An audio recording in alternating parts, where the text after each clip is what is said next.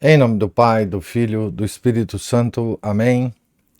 Ave Maria, cheia de graça, o Senhor é convosco. Bendita sois vós entre as mulheres, e bendito é o fruto do vosso ventre, Jesus. Santa Maria, Mãe de Deus, rogai por nós, pecadores, agora e na hora de nossa morte. Amém. São José, rogai por nós. São Felipe Neri, rogai por nós. São Bernardino de Sena, rogai por nós. Nossa Senhora de Fátima, rogai por nós. Em nome do Pai, do Filho, do Espírito Santo. Amém. Bom dia a todos. Estamos começando hoje, a leitura de um livro sobre São José, intitulado A Sombra do Pai. História de José de Nazaré, escrito por Jan Dobraczynski. Espero que eu esteja pronunciando certo o nome desse polonês. E o livro traz na orelha do livro uma pequena referência a esse autor, que eu vou ler aqui. O autor viveu no século XX, de 1910 a 1994. Nasceu em Varsóvia, na Polônia, onde realizou seus estudos universitários. Durante a Segunda Guerra Mundial, combateu como capitão de cavalaria. Foi preso durante a insurreição de Varsóvia e enviado a alguns campos de concentração. Quando foi liberado, regressou à Polônia e dedicou-se à literatura. Nos anos 1980, fundou um movimento patriótico de inspiração cristã. Tanto a sua qualidade literária como a acolhida do público fazem dele um dos principais autores poloneses contemporâneos. Seus romances foram traduzidos para 19 idiomas. Então, nós vamos ler uma história de um fiel católico, leigo, escritor. Vocês vão ver pelo texto do livro que ele é um bom escritor. Um bom escritor. E como na história de São Pedro, que nós lemos, essa obra é uma obra de imaginação muito interessante, porque nós sabemos, de fato, muito pouco sobre a vida de São José. São José foi quase que um anônimo, na história contada nos evangelhos, pelo menos, E o título já dá uma certa dica sobre isso, a sombra do Pai, do Pai eterno, E nós vamos ter contato, nesse livro, pela imaginação do autor, do lado, digamos assim, humano de São José, do lado, digamos assim, das dúvidas humanas que São José deve ter tido, e também uma imagem humana de Nossa Senhora, mesmo que tenha muito da imaginação do autor, é muito importante que a gente tenha essa imagem humana de São José para nós avaliarmos, a grande missão desse homem, a extraordinária missão desse homem, que, por exemplo, Garrigou-Lagrange acha que foi o maior de todos os homens nascidos de mulher, numa contradição, com o que disse Jesus de São João Batista, Garrigou Lagrange tem um texto que eu imagino que eu tenha lido na revista Permanência, mas agora eu não tenho a referência desse texto, onde ele discute essa questão, né? E ele tende a achar que São José é este homem, né? Maior homem nascido de mulher, né? E esse lado humano, né, é muito importante para nós avaliarmos as dificuldades desse homem, na circunstância em que ele viveu, né, com a missão que Deus deu para ele. E vai aparecer, obviamente, né, Nossa Senhora ao lado dele, ajudando-o, incentivando-o, dando suporte que só ela podia dar, né? A todos os momentos da vida de São José, a todas as dúvidas que São José ia tendo pelo caminho, né? E como que Maria foi tão delicada ao lado de São José,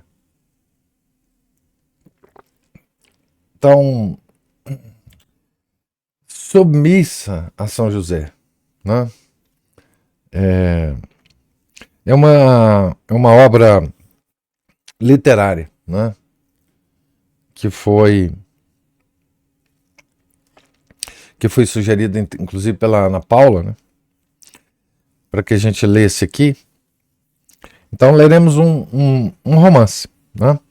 O livro tem duas partes. A primeira parte é intitulada A Esposa. E a segunda parte, O Filho. Então, as únicas duas preocupações de São José, né, na vida dele, depois do casamento, né, que foi a preocupação com a esposa e a preocupação com o filho. Então nós vamos ver essa relação de São José com a esposa e depois de São José com o filho, né? Uma beleza essa relação, né? E aqui tem também no livro tem uma carta do primaz da Polônia, cardeal Stefan Wyszynski, uma carta que ele escreveu, né, para um trecho de uma carta que ele escreveu para o autor do livro, né,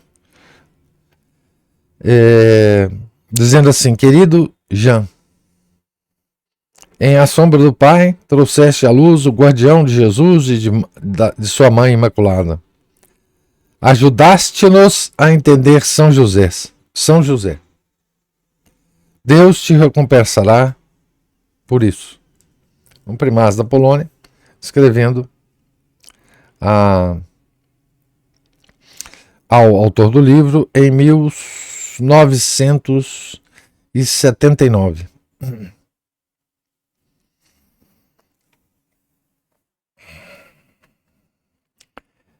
Ainda no livro tem uma citação de Santa Teresa do Menino de Jesus, Santa Teresinha, né? Que diz o seguinte: é bom falar de seus privilégios, mas acima de tudo é preciso poder imitá-la. Está falando da Nossa Senhora, né? Ela prefere ser imitada que admirada. E sua vida foi tão simples. Mas quanto trabalho, quantas desilusões. Quantas vezes o bom São José sofreu críticas do povo. Quantas vezes recusaram pagar pelo seu trabalho. Que surpresa nós teríamos se soubéssemos o muito que eles sofreram. Então, aqui o autor vai nos levar, né, pela toada de um romance, né, muito bem escrito, belíssimo, a esses sofrimentos, né? E ele vai, digamos assim, reconstruir, né, o ambiente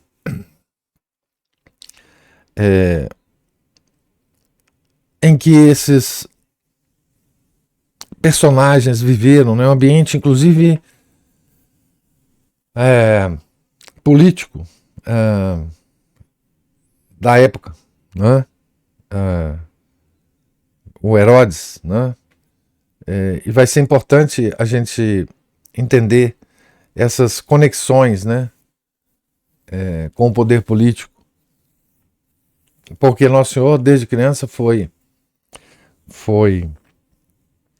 perseguido, né, por esse poder político. Então nós vamos e tem uma coisa interessante no livro, é que ele cita ao longo do romance vários termos em hebraico, aramaico e persa, né? Então ele cita e tem um glossáriozinho no final do livro. Eu vou ter que consultar várias vezes esse glossário aqui ao longo da nossa leitura, né? Então, a primeira parte, a esposa.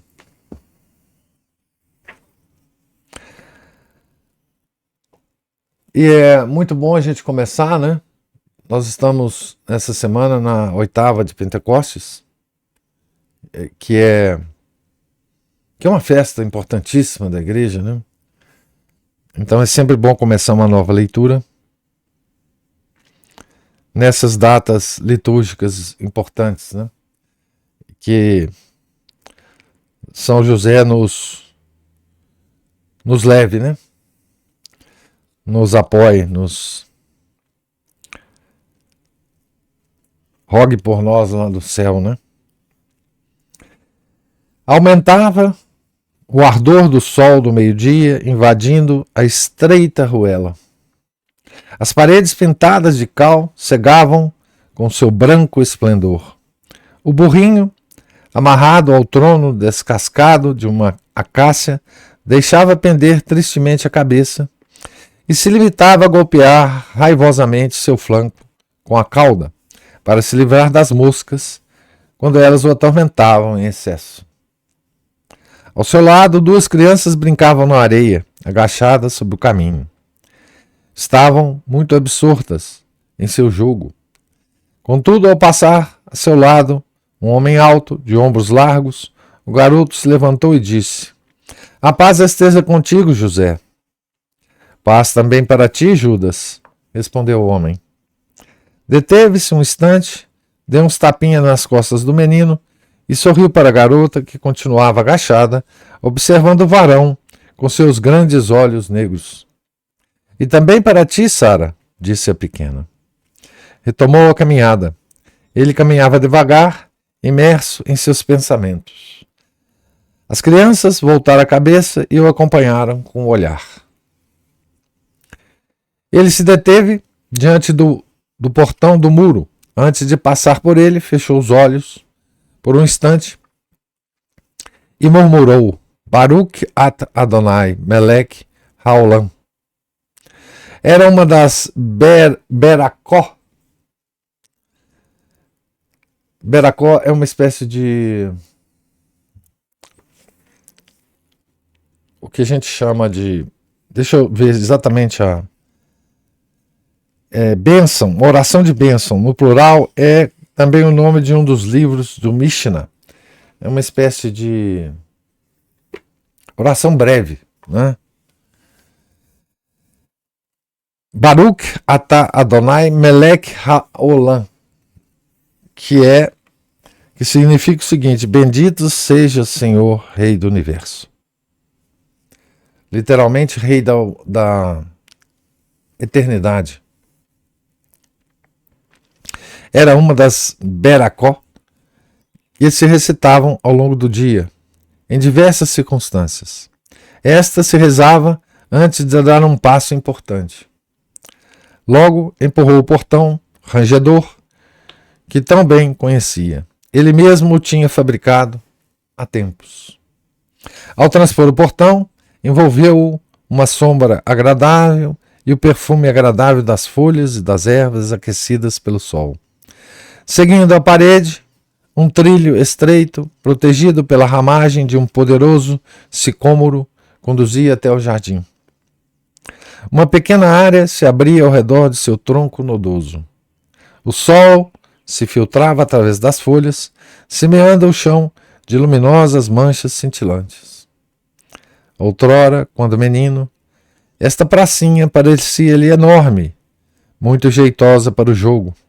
Agora parecia-lhe de um tamanho irrisório. Debaixo da árvore, em um estrado, havia um homem deitado e coberto com uma colcha listrada, apesar do calor reinante. De longe podia-se ouvir sua respiração pesada, arfante. José se aproximou e inclinou-se sobre o homem adormecido. O ancião cochilava. Os cabelos brancos e ralos alçavam-se sobre sua cabeça como plumagem levantada pelo vento. A boca entreaberta mostrava os poucos dentes que lhe restavam. Os lábios se perdiam no meio da barba crescida. Tremiam ligeiramente as mãos com as veias inchadas que descansavam sobre a colcha. O ancião trazia no dedo um grosso anel sem forma definida, rodeado por um fio, para não cair. José retrocedeu um pouco, sentou-se em uma banqueta, decidido a esperar pacientemente pelo despertar daquele que dormia. O silêncio era total. Nenhum ruído se ouvia entre as folhas. Os pássaros tinham dormido nas ramagens. As lagartixas imóveis, como se fossem feitas de barro, aqueciam-se ao sol. De quando em quando, perdiam repentinamente sua mobilidade e rápidas, sem o menor barulho, deslocavam-se de um lugar para o outro, para, de novo, caírem na mais absoluta quietude. Somente os grilos ocultos no capim acompanhavam o tempo com seu canto. Com as mãos apoiadas nos joelhos, separados, José começou a recitar uma nova beracá. Bendito seja, Senhor eterno, Rei do universo, por mandar a teu povo o silêncio que permite pensar em ti e venerar tua vontade. José amava o silêncio desde sua tenra infância. O silêncio lhe falava com mais clareza do que as vozes. Exigia sempre o mesmo, esperar. A seu lado transcorria a vida agitada e ruidosa. Ouviam-se tantas palavras desnecessárias, tantas queixas ditas com leviandade, tantas certezas que nada significavam realmente. Estava mergulhado nessa corrente com seu silêncio, como pedra em meio à correnteza. Ele esperava, ainda que, verdade seja dita, não soubesse o que estava aguardando. Esperava aquilo que o silêncio iria dizer-lhe. Todas as tardes, após o tempo do calor, ouviam-se na praça, situada fora da aldeia, as flautas e os tamborins. Os jovens se reuniam para jogar e dançar. Para lá também iam apressados os irmãos menores de José. Chegavam até ele os sons distantes de vozes alegres, risadas e palmas. Ele nunca acompanhava seus irmãos. Isso não queria dizer que as diversões não o atraíssem. Ainda era jovem, tinha momentos de tentação. Os chamados do silêncio lutavam com os apelos do coração. Mas o silêncio terminava sempre por impor-se. Os dias passavam cheios de trabalho na oficina. O trabalho estava marcado por momentos dedicados à recitação das preces. No sábado e nos dias de orações comuns, ele ia à sinagoga. Quando era seu turno, de ler, né, fazer leitura na sinagoga, vestia o taled, erguia-se de seu lugar, aproximava-se do púlpito, tomava das mãos do Razan o rolo santo da Torá, enrolado em um cilindro de madeira. Voltava o rosto para o lugar onde se erguia o templo, ainda inacabado, de Jerusalém, né? E com a voz forte lia o parágrafo correspondente. Na oficina sempre havia muito trabalho. Nunca faltavam clientes que vinham com encomendas. Gozava de prestígio por sua seriedade e habilidade. Além disso, não cobrava muito por seu trabalho. Não havia espaço para pechinchar com o cliente. Todos sabiam que quando ele fixava um preço, este correspondia ao valor real do material empregado, mais uma modesta quantia pelo trabalho realizado. Além disso, também cumpria o prazo estipulado. Em sua oficina, sempre cantava a enxó e ressoava o martelo. Ouviam-se também, com frequência, umas vozes infantis. Ele, o homem silencioso, amava as crianças e tinha prazer em falar com elas. Interessavam-lhe mais os problemas das crianças que os problemas dos adultos. A oficina sempre acolhia um grupinho de meninos curiosos. Olhavam como ele trabalhava, faziam-lhe perguntas e ele respondia. De vez em quando chamava por um garoto e punha-lhe nas mãos uma serra ou uma raspadeira. Ensinava-lhe o modo de manejar a ferramenta. Dava-lhe um pedaço de madeira para desbastar. Certas vezes, elogiava o aluno habilidoso com umas palmadinhas. Outras, balançava a cabeça e explicava-lhe os erros cometidos. Todas as crianças da aldeia o chamavam de tio. Para dizer a verdade, cabia-lhe esse título como primogênito de sua estirpe. Rangeu o portão por onde havia entrado. Pelo trilho rente à parede, aproximavam-se uns forasteiros. Caminhavam devagar, sem nenhuma pressa, vestidos de uma roupagem rica e estranha à região, e usavam barbas com corte não habitual. Seus mantos não tinham as franjas prescritas pela lei.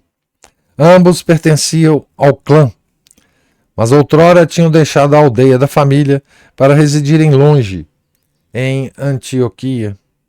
Tornaram-se ricos mercadores. Vinham hoje em visita ao berço familiar. Saudaram a José com uma inclinação de cabeça. Ele correspondeu à saudação deles. A paz esteja convosco. A paz esteja contigo. Tu deves ser José, o filho de Jacó?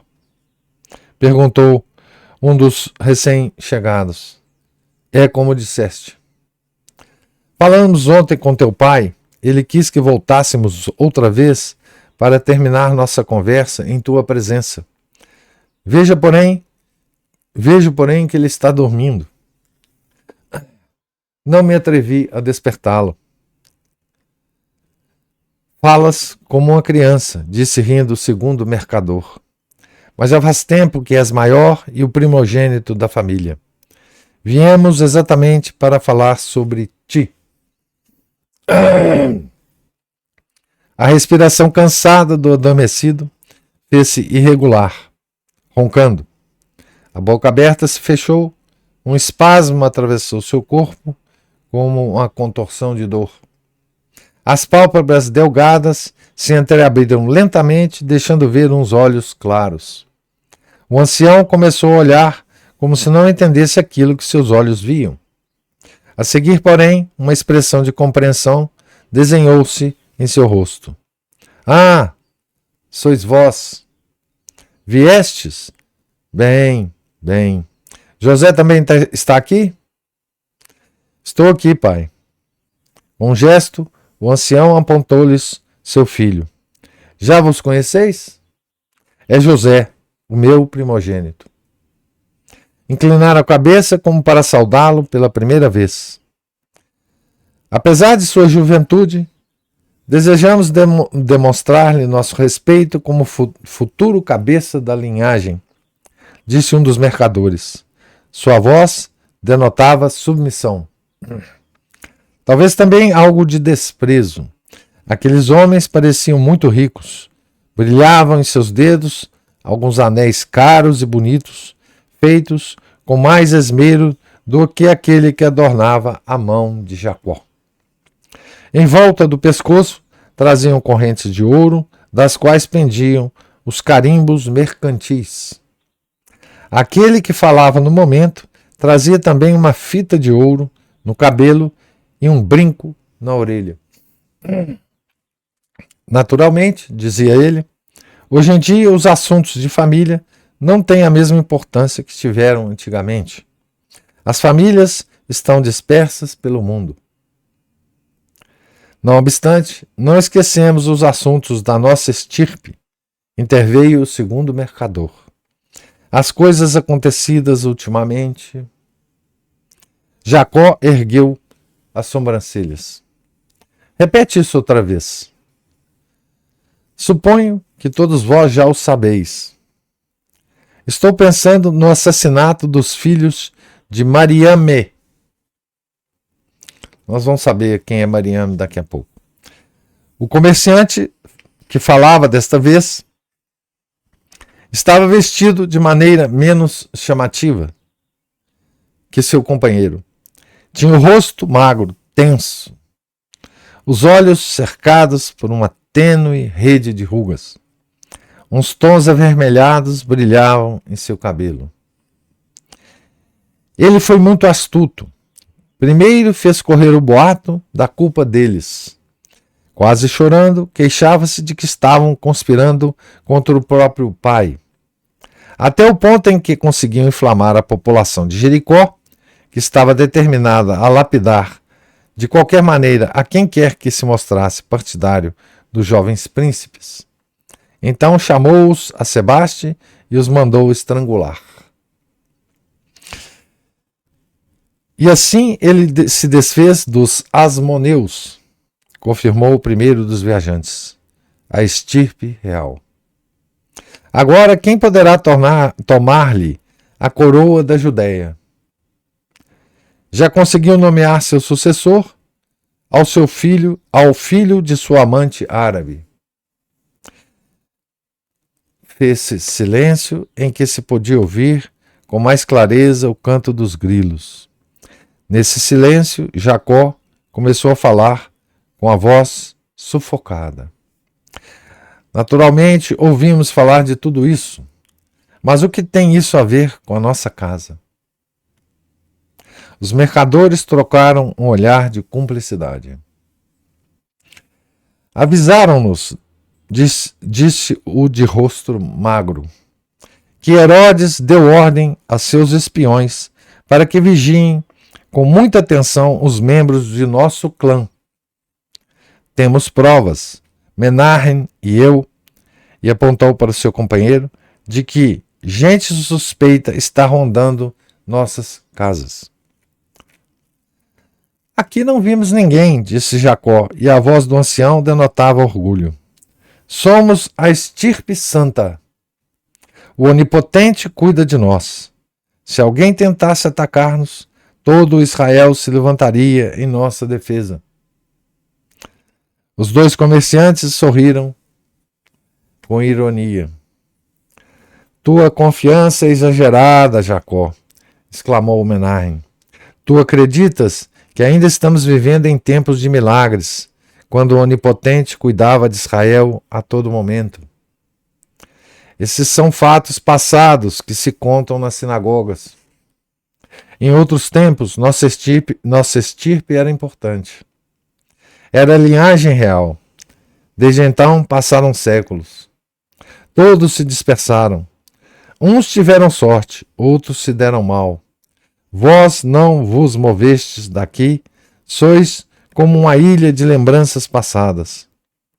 Costumo dizer a Fiaba, e apontou para o comerciante de cabelos vermelhos, que é bom recordar que gente de nosso clã continua vivendo em Belém. Se alguma de nossas filhas precisar de marido, poderíamos vir em busca de um jovem honesto. Tal como aconteceu em nossa história, acrescentou Fiaba. Justamente, prosseguiu Menarhem. Os laços familiares são uma coisa muito bonita. Mas desde que ele fixou o olhar em nossa estirpe, também podem ser assuntos perigosos. Foi por isso que viemos. Dizei então o que quereis. Ambos os mercadores voltaram a se olhar. Cabisbaixo e inquieto, Fiaba dava voltas em seus anéis.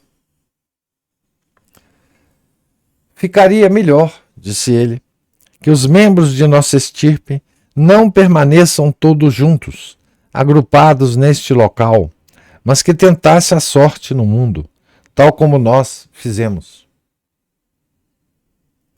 Tu queres? A voz de Jacó soou horrorizada, que todos abandonem a terra de Davi? Vamos esquecer Davi de uma vez por todas, exclamou Menarhem, impaciente. Os fariseus não param de falar sobre certo descendente de Davi, e os espias de Herodes abrem os ouvidos. Não estou disposto a perder tudo o que tenho, inclusive a vida, pelo mero fato de ter tido, há séculos, um rei na família. E ele, apontou para Fiaba, tampouco está disposto. Interrompeu-se e de novo caiu o silêncio. O pai de Jacó se erguia em uma respiração rápida. O peito de Jacó se erguia com uma respiração rápida. E tremiam-lhe os lábios perdidos no meio da barba branca. Tu dizes coisas ímpias, gemeu ele. Não, não. Fiaba tentava suavizar a explosão de Menarhem. Ele não pensava em nada de ímpio. É toda a estirpe que o preocupa. Eu disse, seria bom que se dispersassem os membros do clã. Mas é claro, nem todos podem caminhar, e tampouco necessitam de fazê-lo. Os que trabalham na terra e se tornaram verdadeiros Amhares, que são camponeses, não chamam a atenção. Trata-se apenas daqueles que alcançaram certa importância. Os dois olharam significativamente para o homem sentado ao lado, que se manteve calado durante todo o tempo. Jacó disse: Vejo que pensais em José. Ele é um nagar. Um nagar é um carpinteiro, É a profissão. Deixa eu só. É carpinteiro, artesão, Ele é um nagar. Aí está, o trabalho dele faz com que se destaque, disse Fiaba. Mal chegamos em Jerusalém, já nos falaram sobre ele. Dizem que é o melhor nagar de toda a Judéia. Fiaba voltou-se para José. É verdade que vem gente de muito longe para ver-te? É verdade que os funcionários reais te encomendaram trabalhos? Sim, aconteceu o caso, reconheceu ele.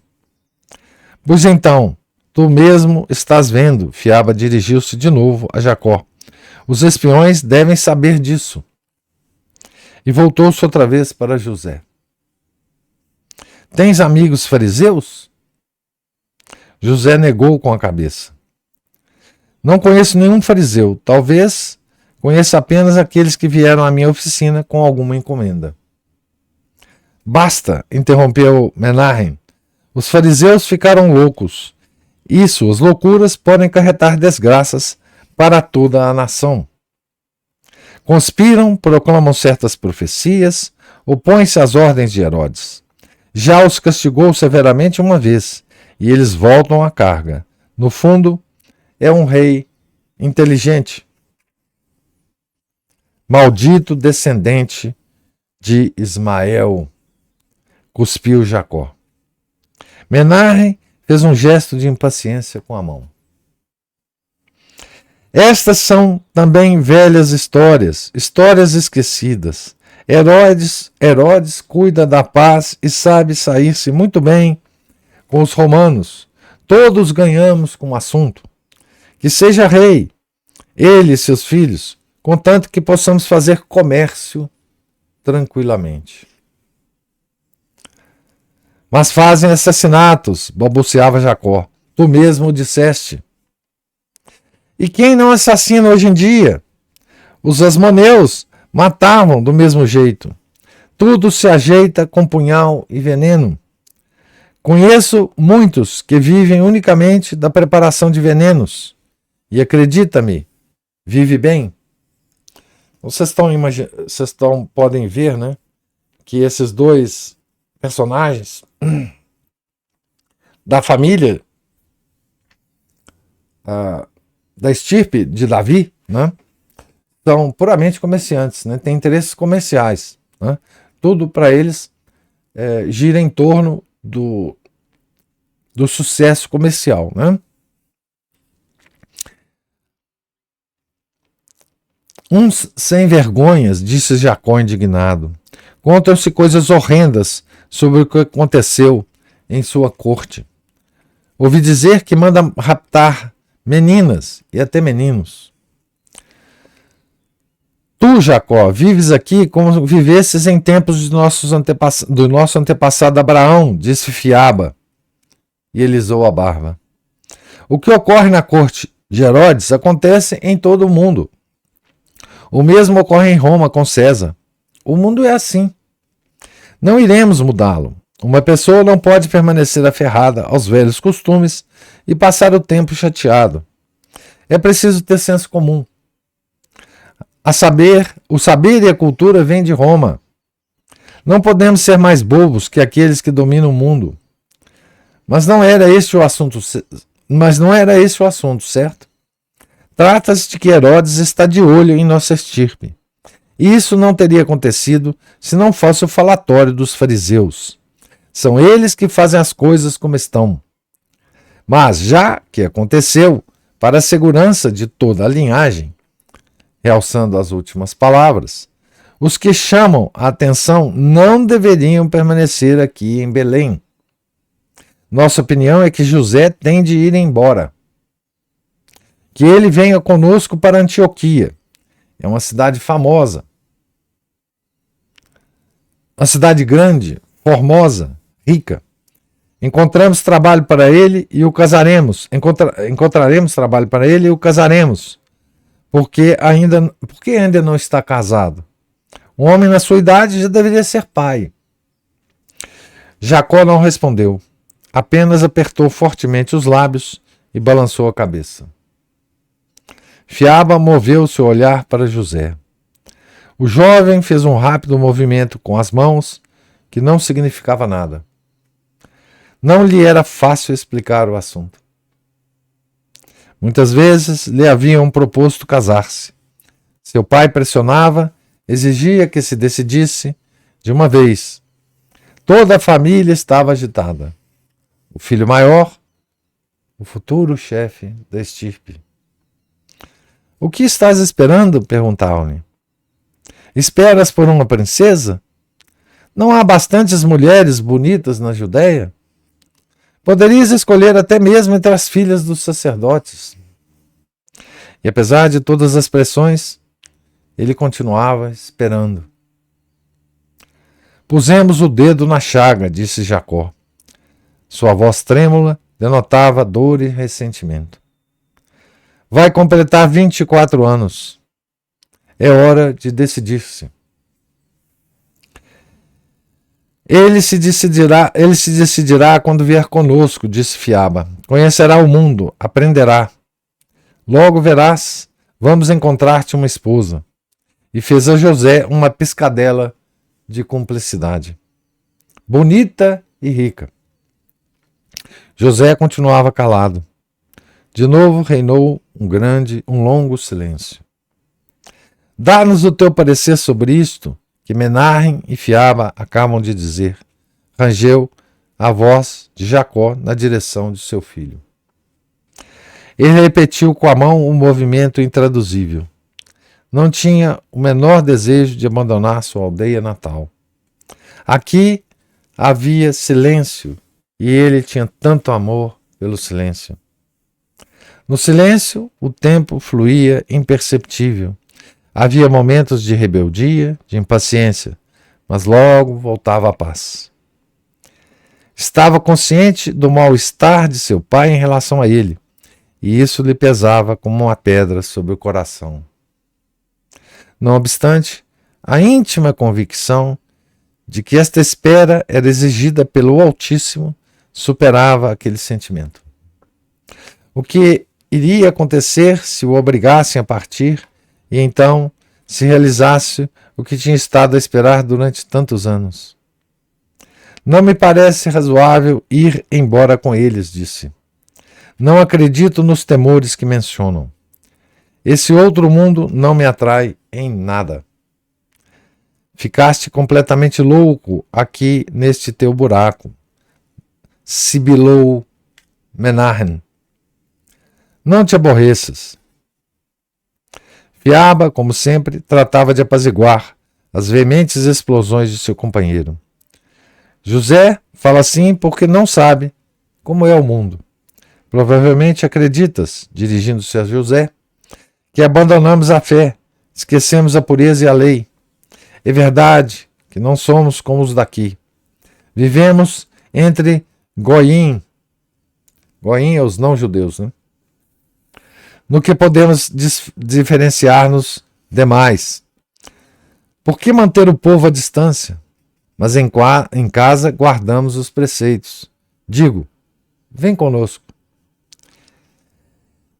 Eu te digo mesmo, vem, começou Menahem, conciliador. O que te retém aqui?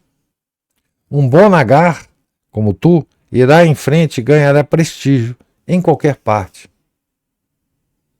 Inclusive ganharás mais em nossa cidade. Irão valorizar-te melhor e te pagarão mais. Ali há espaço para gastar, onde gastar o dinheiro. Não desejo riquezas, disse José. A riqueza é a prova da proteção do Altíssimo. Fiaba continuava tentando convencê-lo. No entanto, o Altíssimo tomou tudo de Jó. José respondeu, né?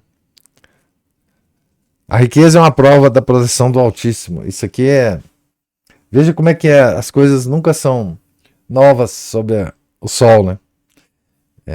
Isso aqui é calvinismo puro, né? A riqueza é a prova da proteção do Altíssimo, a prova da predestinação calvinista, né? Aí o José respondeu para ele, né? No entanto, o Altíssimo tomou tudo de Jó. Não vou discutir contigo. Não sou muito versado nos escritos. Na sinagoga, porém, se diz frequentemente que o Altíssimo não ajuda os pecadores. Por acaso não tens a mesma opinião? O Altíssimo exige que nós ajudemos os pobres. Os pobres, se não são pecadores, são tontos e preguiçosos, apostrofou outra vez Menahem. É exatamente entre eles que os fariseus encontraram seguidores. Ficam falando para eles sobre o Messias, que virá e dará riqueza a todos. E se também tu falas assim, Herodes estenderá sua mão em tua direção. E então todo o clã vai sofrer. Sim, então toda estirpe pode desaparecer. A voz de Fiaba, até então tranquila, tornou-se inflamada. Por essa razão deverias ir embora. E voltou-se para o velho patriarca. Jacó, tens de ordenar que ele vá. Jacó alisava a barba, cor de neve, com um gesto majestoso. Agora, exatamente quando Fiaba, sempre tão frio, começava a exteriorizar sua excitação, a cabeça da linhagem parecia recuperar a tranquilidade. Ouviste tudo? Perguntou a seu filho. José assentiu com a cabeça. Jacó, acariciando a barba, prosseguiu. Não me agrada o que eles disseram. Não me agrada. Mas há certa razão no que dizem. Eu vou morrer logo. Tu és o meu primogênito. Dentro em pouco, o chefe do clã. Se Herodes ficar de olho em nossa estirpe e mandar seus soldados aqui, não quero que ele te encontre. Concordo que tens de ir embora. Exijo-o. Herodes está velho, logo morrerá. Então, voltarás para cá, né? A resistência à ordem recebida lutava em José com respeito a seu pai. Até então, nunca se opusera diretamente às suas ordens. Quando seu pai insistia em que se casasse, a única coisa que pedia era permissão para postergar sua decisão. Permita-me, pai, dizia ele, que eu encontre a mulher a quem estou esperando. Agora, entretanto, não lhe era possível tentar um adiamento. Tinha de dobrar-se ou enfrentá-lo diretamente. Olhava com terno respeito o rosto diminuído e deprimido de seu pai. Lembrava-se de como ele era antes, poderoso e magnífico. Sabia de seu amor por ele. Compreendia o grande sacrifício de Jacó para afastá-lo no momento em que ele mesmo se preparava para morrer. Os pais querem morrer rodeados de seus filhos e fazer-lhe as últimas recomendações. Contudo, pensava, ser pai é enfrentar o maior dos sacrifícios, entregar aquele que mais se ama, renunciar à sua presença no momento da morte, não poder impor as mãos sobre a cabeça para transmitir-lhe a herança. Alguém pode opor-se diante de semelhante sacrifício? José inclinou a cabeça profundamente, dizendo: se esta é a tua vontade, pai, eu irei. Eu o quero, mas isso não significa que eu queira que te vás com eles. Antes de decidires onde irás, desejo que peças um bom conselho. Conheço o homem que pode dar-te este conselho. Dize-me o nome dele, pai. Outrora a nossa casa se uniu à linhagem sacerdotal. O último representante daquela estirpe vive além das montanhas. A arte sacerdotal são os levitas, né? O último representante daquela estirpe vive além das montanhas. A mão seca apontou a direção.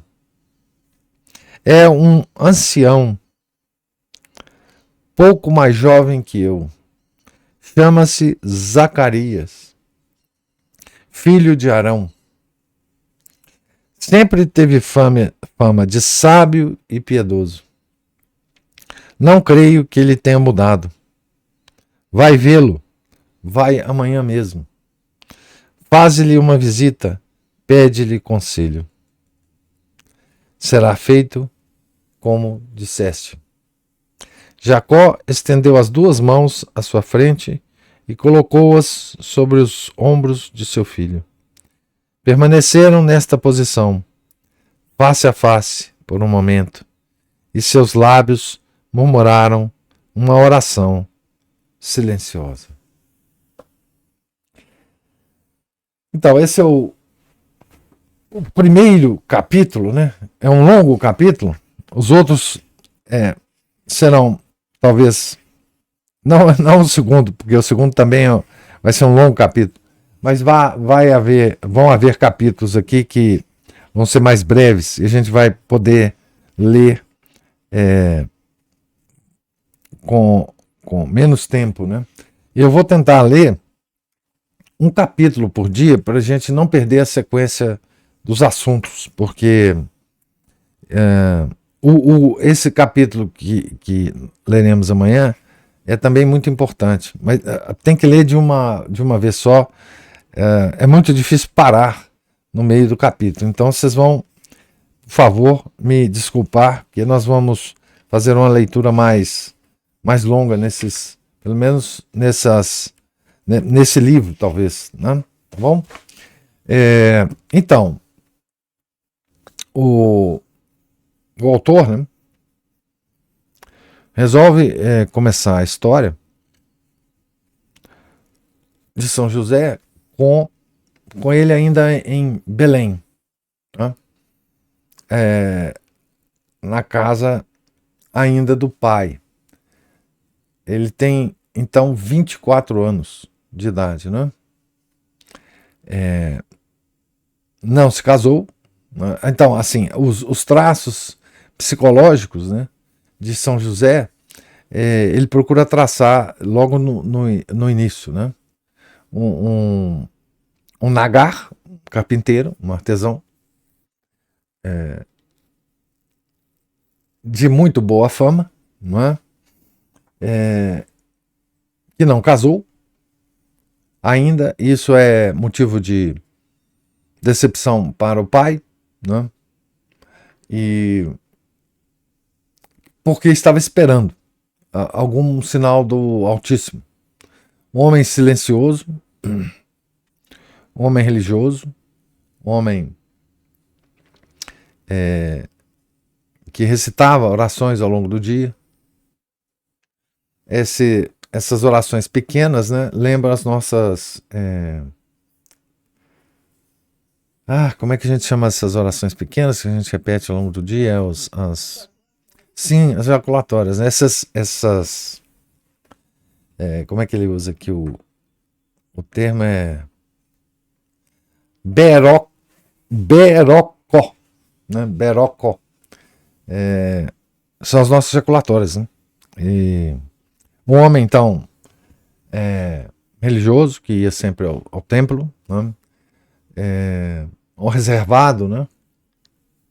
Então, quais são as características? Gostava de crianças, né? Recebia as crianças na sua oficina. Então, ele traça já nesse primeiro capítulo essas pinceladas, né, de quem era esse homem, né? Ainda vivendo em Belém com o pai, né? E esse encontro, né, com esses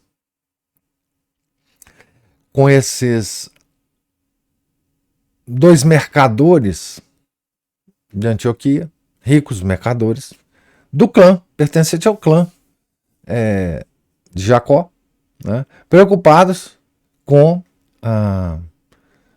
o primogênito de Jacó, que era José, e com as perseguições que Herodes estava fazendo a todo mundo. Nós vamos ter também uma ideia desse Herodes. O autor vai, de vez em quando, introduzir, né, nos introduzir a corte de Herodes, e ter uma ideia da loucura desse personagem, né? Que não é o mesmo Herodes do tempo de Cristo, não é aquele Herodes frente ao qual Nosso Senhor fez silêncio, né? Aquele é descendente desse, mas da loucura desse poderoso governador, né, da Judéia na época, então, de São José, né? Ele vai contar muitas histórias, esses assassinatos dos filhos da amante, enfim, várias coisas ele vai nos contar. Mas aqui, pelo menos, fica a imagem desse José, não é? Que vai consultar Zacarias. Zacarias, que vocês conhecem da Bíblia também, né? Que é o levita, né? Que é marido de uma prima de Nossa Senhora, né? Certo? Esse mesmo Zacarias. Então, ao ir consultar Zacarias, Deus já estava se aproximando, sem ele saber, né, José de Maria, né? Mas muito lentamente, como acontece com as coisas de Deus, né? Muito delicadamente, tá certo? Pois bem, eu queria colher observações de vocês aí nessa primeira leitura nossa, se houver, né? Professor, Sim. a mim me chama a atenção quando ele fala sobre. Chama a atenção sobre o silêncio de São José, né? É, Como que ele gostava do silêncio. E isso, como que é esse homem, você já pensa num homem meditativo, né? isso, O que é confirmado pelo fato de que algo dizia a ele que esperasse, né? Ele tinha que esperar, né? isso. Ele não sabia por quê, né? Não sabia por quê, É, né? E que aí a gente pode pensar também num homem prudente, a prudência sendo a principal das virtudes, exige, na maior parte das vezes, não todas, mas na maior parte das vezes, que a pessoa medite. que não Ou faça seja, nada sem ter certeza. intempestivamente, É, exatamente. é. Né? Então, é uma característica forte de São José que marca já assim, Que já no início ele já dá, né? Porque é uma coisa sempre marcante de São José, né? sim, Ele já coloca bem, né? Literariamente, né? Como que escrever bem é bom, né? É impressionante isso. É, ele já traça um perfil psicológico de São José extraordinário aqui no início, né?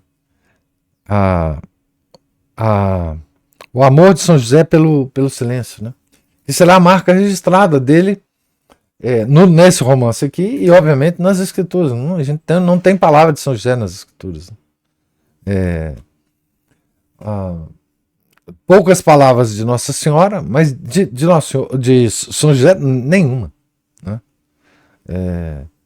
Ele, enfim, não há registro, né? E, e vai ser assim ao longo. E eu imagino que na Sagrada Família havia pouca conversa também, né? Quer dizer, Nossa Senhora também era muito recatada, né? E ele vai deixar isso claro, né? Quando se formar a Sagrada Família, enfim, ela vai passar por várias situações e ele vai. A descrição do autor é realmente isso, né? Essa introspecção, né?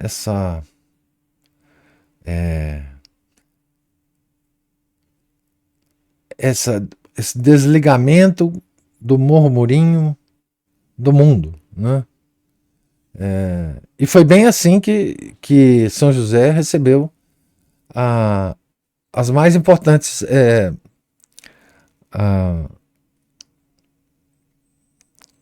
mensagens, né? De como ele. Foram pouquíssimas as mensagens, né? E a gente acha que São José também era. Qualquer dúvida que ele tinha um sonho e um anjo falava com ele as coisas, né? Não é bem assim, né? Mesmo as comunicações angélicas que ele teve foram poucas, né?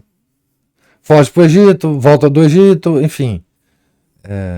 Essa mulher é que você tem que casar mesmo, porque o que está no ventre dela é do Espírito Santo. O que mais? Mais nada, né? Então, assim, o resto foi ele que fez, né? Com todas as possíveis dúvidas, né? Que ele tivesse da interpretação que ele estava tendo daquilo também, né? Mas Mais alguma? E outra coisa que chama muito a minha atenção, assim, a forma como esse escritor escreve, a gente vai imaginando, a gente vai formando toda a cena na cabeça, né? Então a gente consegue se transportar para aquele ambiente, É. para ver assim, você pensa no clima, no local, na rudeza das pessoas, na rudeza do próprio clima. Até nos grilos, até nos Não é, grilos. não é? As A gente vai lagartixas. As formando, lagartixas. a gente forma todo um cenário na cabeça, É, né? é. E isso em contraposição, que o senhor gosta muito de frisar, que os evangelhos são secos, São. né? São duros, eu não sei qual, é esse que é o termo que o senhor usa, É, seco, são duro, duros mesmo. São duros. que eles não têm essa descrição literária. Não. E aqui esse livro vai contar uma história que nós já conhecemos pelos evangelhos. Isso. Só que agora Vai preencher, vai, tá? Vai ter enchimento, né? e vai nos dar a ideia de toda essa dureza, né, que às vezes, eu pelo menos, eu falei disso com o senhor, com vocês, quando eu citei esse livro, que ele acabou com uma visão romântica que eu tinha, Uhum. de que Deus abria as portas, né, e facilitava, como que colocando um tapete vermelho para a Sagrada Família, em todas as dificuldades que são narradas no Evangelho. Não, né? Então, é muito bonito a forma, e é muito. Eu acho que alimenta mesmo a alma da gente, a forma como esse escritor descreve todo o desenrolar dessa história, todo esse ambiente. Mesmo Maria Santíssima tinha as dúvidas, ela não sabia tudo, né? Isso, Ela falava, isso. olha, isso aqui é vontade do Altíssimo, vamos lá, vamos continuar, e vamos que vamos, e, enfim. Beleza isso, uma beleza. Eu não quero ficar antecipando muita coisa, mas assim, a forma, a gente ficar atento à diferença entre São José e Nossa Senhora, visto que São José tinha a marca do pecado original. Então, como que a dúvida, às vezes, o ataca, o move, o machuca de forma diferente dela. Ah, Esse autor, eu acho que ele foi muito feliz. existe uma forma de submissão de Maria a José, que é modelo da família normal. Existe uma forma de submissão de José a Maria. Ao longo do texto a gente vai ver, né? Porque ele reconhecia quem era Maria. Assim, não tão claramente, mas ele via a superioridade dela, a santidade Sim, eu dela. percebi. Não Muito tinha. bonito isso. Então, assim, não é. É muito bonito. É belíssimo. E Mas, esse homem de 24 anos, obediente ao pai dele. exato. Exatamente. Atento, né, ao pai já numa idade avançada. Morrendo. É. Isso, né? É. Com Isso. poucos dentes, né? É. Banguelo. Pai Banguelo. Isso, mas que ainda tinha autoridade sobre o filho. É muito bonito esse É. livro. É. A Juliana levantou a mão aí.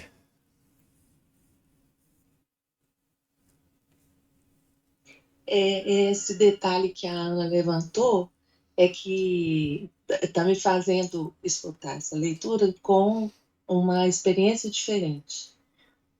O fato de eu não ter o livro aqui, então, o que eu fiz? Eu fiquei quietinha, fechei os olhos, fui escutando o senhor ler e fui montando toda a história mentalmente.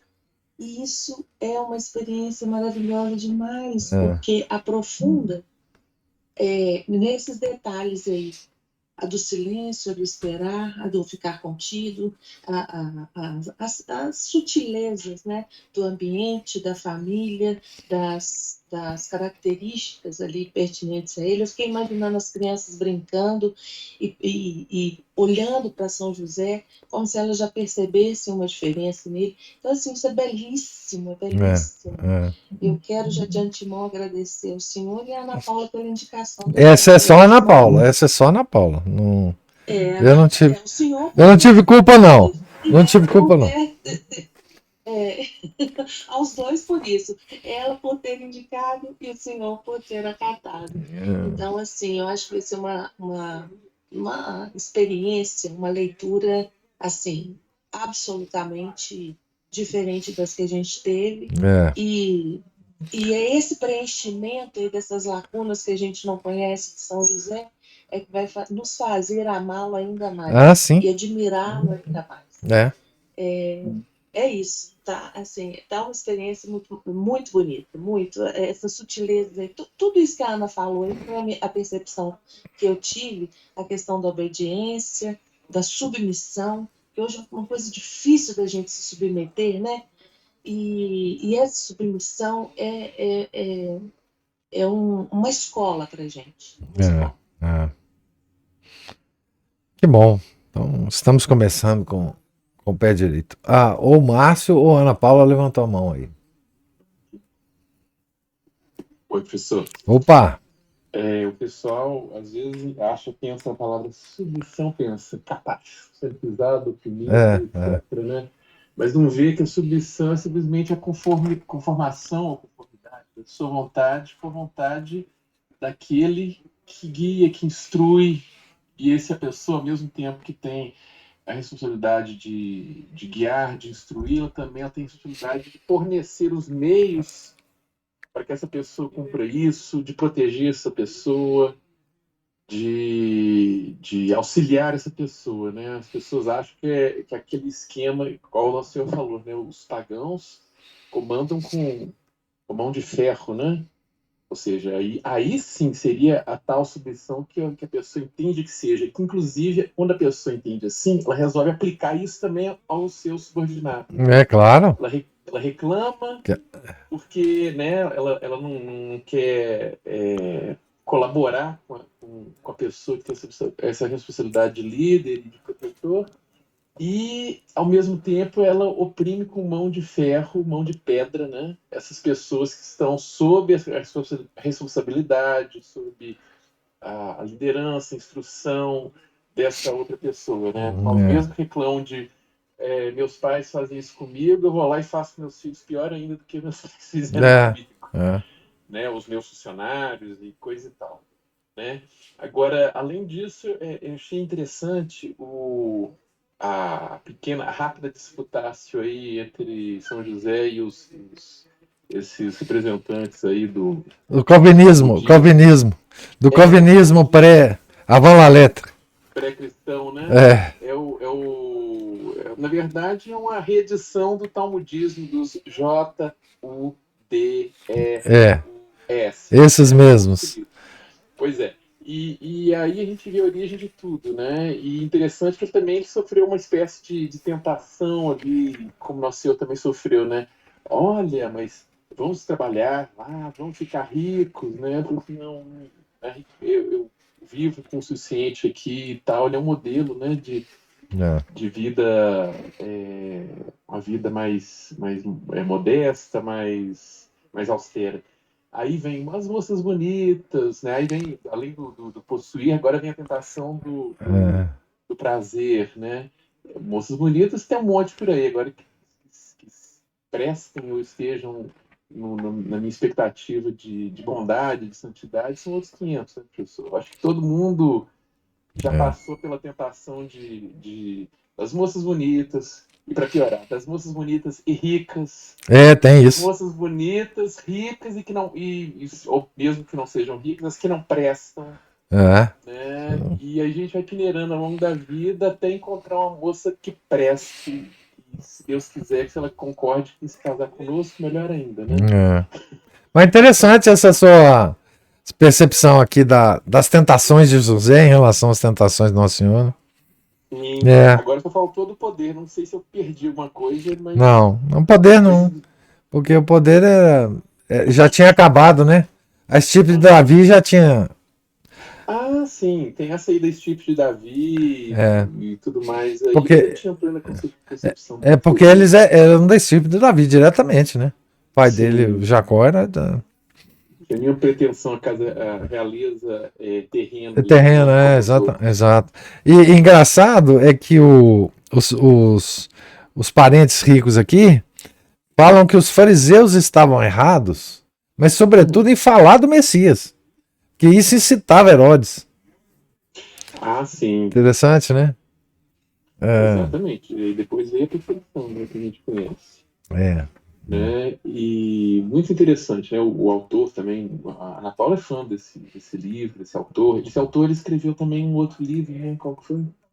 Sobre Santo Antônio. Outro dia eu vi, Foi. procurando uma coisa na internet, eu vi dele lá também.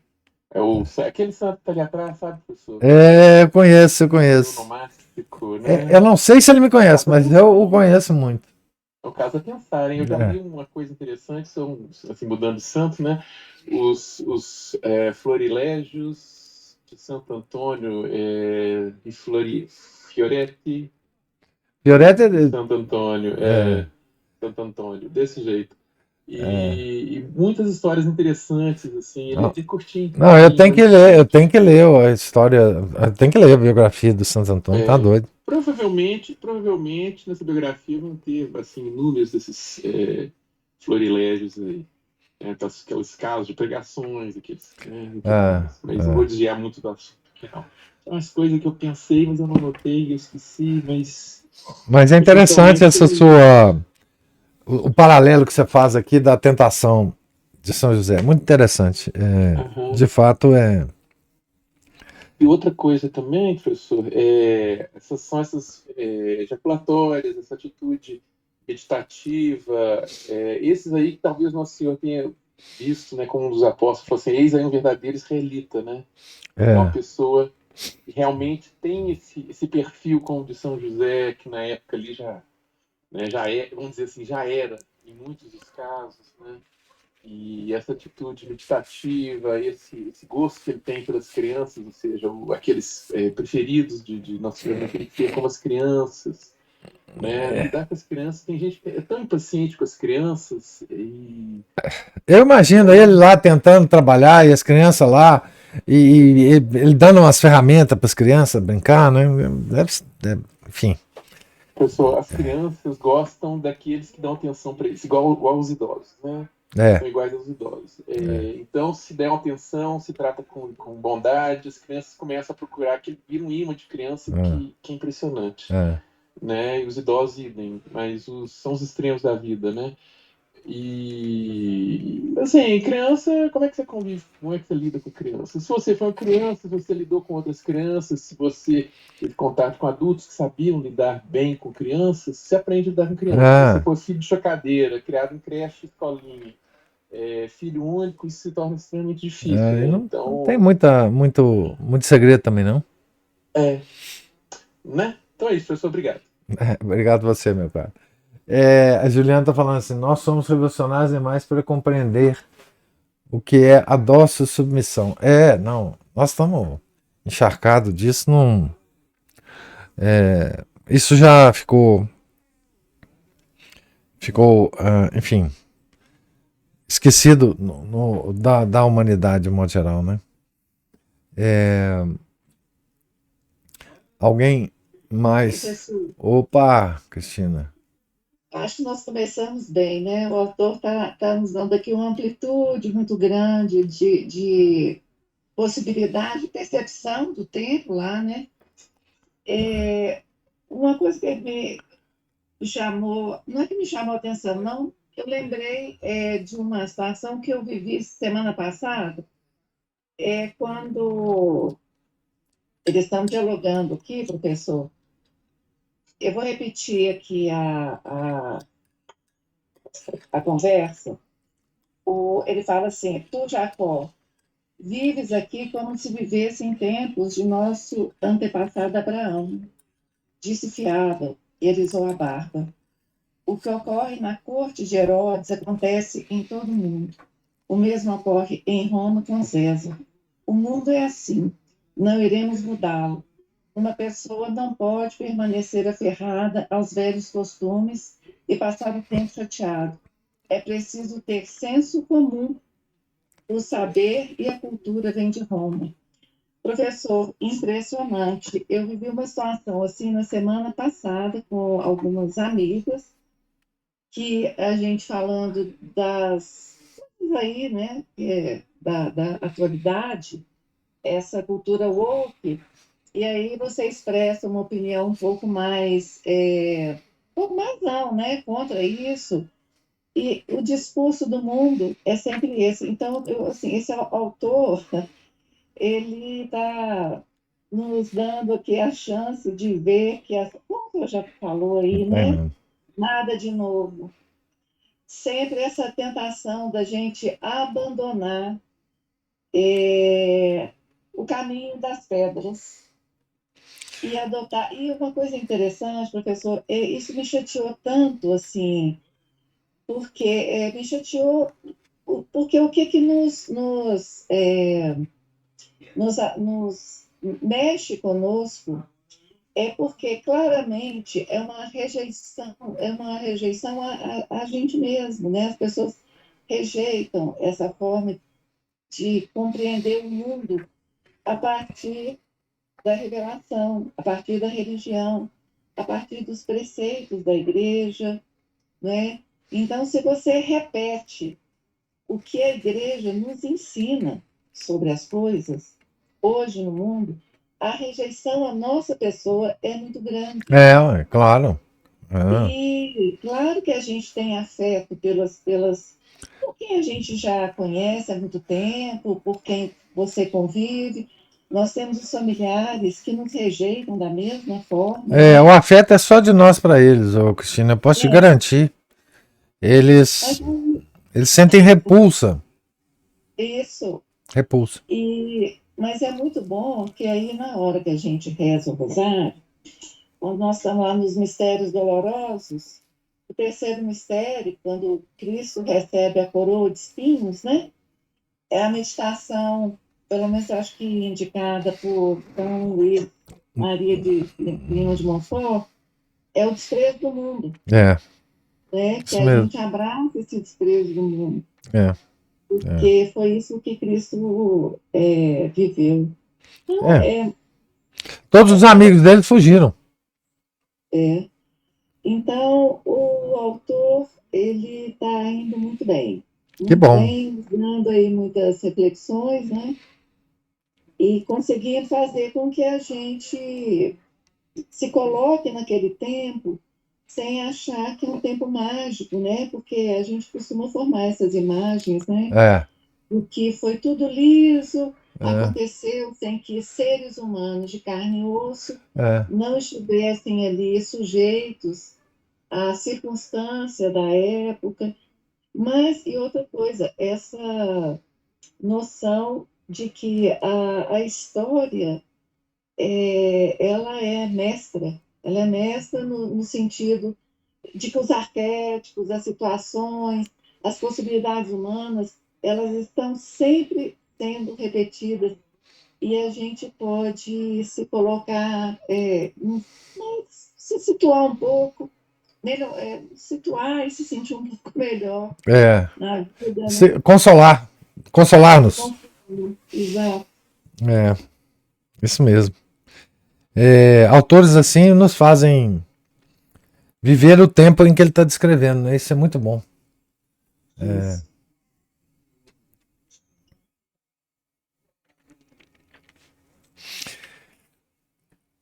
Mais ao coraçãozinho da Juliana, mais alguma observação?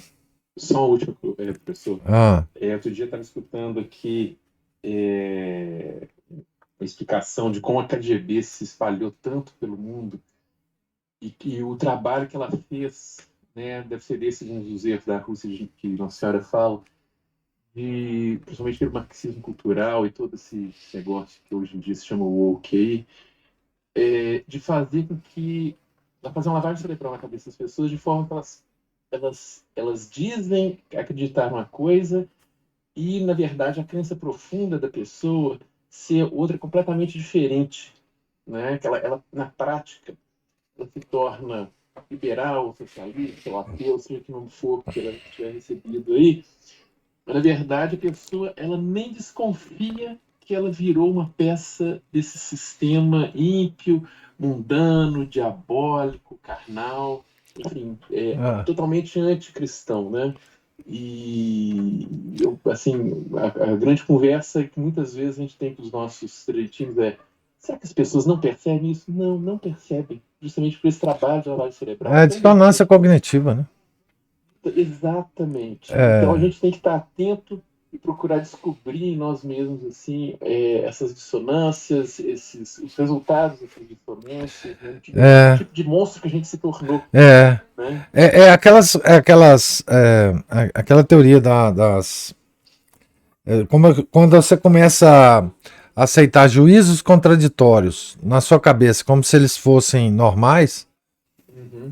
você começa a ter essa questão da dissonância cognitiva, né? Exato. A pessoa ela quer o melhor de dois mundos antagônicos. É, Isso é uma coisa que me incomoda há muito tempo. Assim, não dá para viver nesse é antagonismo, que um contradiz o outro, né? né? Você Então, assim, não é fica. possível se. Enfim, o princípio da contradição de Aristóteles, né?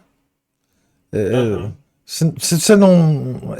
Se você desfaz esse princípio, acabou qualquer lógica, qualquer metafísica. Isso. É, Exatamente. Tem que ficar atento a isso. E é só isso, pessoal. é isso mesmo. Então tá, gente. Muito obrigado pela presença, paciência, né? Vamos que vamos aqui. São José vai nos acompanhar aqui por muito tempo, se Deus quiser. Tomara que a gente chegue ao fim um pouco melhores do que nós somos agora, um pouco mais perto da santidade, né? Do que nós estamos agora. E um pouco mais sobre a proteção, sobre o manto protetor dele, né? E da esposa dele e do filho dele, né? Filho adotivo. Tá certo? Tenham todos um santo dia. Fiquem com Deus. Em nome do Pai, do Filho e do Espírito Santo. Amém. Ave Maria, cheia de graça, o Senhor é convosco. Bendita sois vós entre as mulheres, e bendito é o fruto do vosso ventre, Jesus. Santa Maria, Mãe de Deus, rogai por nós, pecadores, agora e na hora de nossa morte. Amém. São José, rogai por nós. São Felipe Neri, rogai por nós. São Bernardino de Sena, rogai por nós. Nossa Senhora de Fátima, rogai por nós. Em nome do Pai, do Filho, do Espírito Santo. Amém.